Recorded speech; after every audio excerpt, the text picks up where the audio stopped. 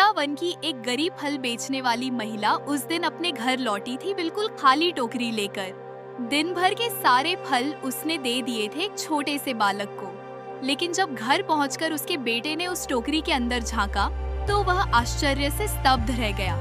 खाली टोकरी चमचमाते स्वर्ण आभूषणों से भर चुकी थी। उसी क्षण फल बेचने वाली महिला समझ गई, जिस बालक को उसने फल दिए थे वह कोई साधारण बच्चा नहीं था, वह स्वयं श्री कृष्ण थे। यह घटना पवित्र वृंदावन में हुई थी, जहां बाल्यकाल में श्री कृष्ण ने अनेक अद्भुत लीलाएं की थी। एक दिन छोटे से कृष्ण अपने सखाओं के साथ वृंदावन की गलियों में खेल रहे थे। तभी वहां एक गरीब फल बेचने वाली महिला पहुंची। वह आवाज लगा रही थी, फल ले लो, ताजे फल ले लो। खेलते खेलते कृष्ण ने फलों की ओर देखा और बोले, माँ, मुझे कुछ फल दोगी? फल बेचने वाली महिला ने स्नेह भरी नजरों से बालक की ओर देखा, लेकिन धीमी आवाज में बोली, बेटा, मेरे घर में छोटे छोटे बच्चे हैं। 3 दिनों से उन्होंने ठीक से खाना नहीं खाया है। इन फलों को बेचकर ही मैं उनके लिए भोजन खरीद पाऊंगी। अगर तुम भी मुझे थोड़ा सा अनाज दे दो तो मैं तुम्हें फल दे दूंगी।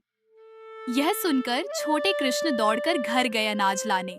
लेकिन जब वे मुट्ठी भरकर अनाज लेकर लौट रहे थे तो उनके छोटे छोटे हाथों की उंगलियों के बीच से सारा अनाज रास्ते में ही गिर गया।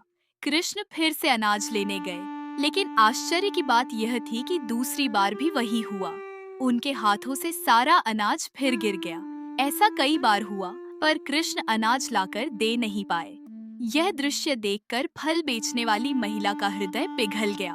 उसने मन ही मन सोचा, मेरे भी तो 2 बच्चे हैं। 3 दिनों से उन्हें भूखा देख रही हूँ। यह बालक भी तो मेरे बच्चों जैसा ही है। वह स्नेह से बोली, बेटा, तुम्हें अनाज देने की कोई जरूरत नहीं है।